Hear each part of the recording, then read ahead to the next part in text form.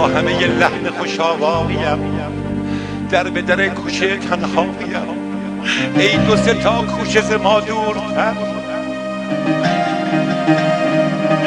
به خوبا سر میزنی. بیا تو اینا خوب است آقا جون، هممون که بد نیستیم. به من نگاه نکن آقا.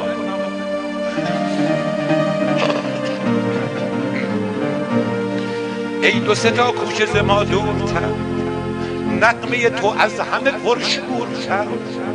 کاش که این فاصله را کم کنی، مهنت این قافله را کم کنی. کاش که همسایه ما می شدی.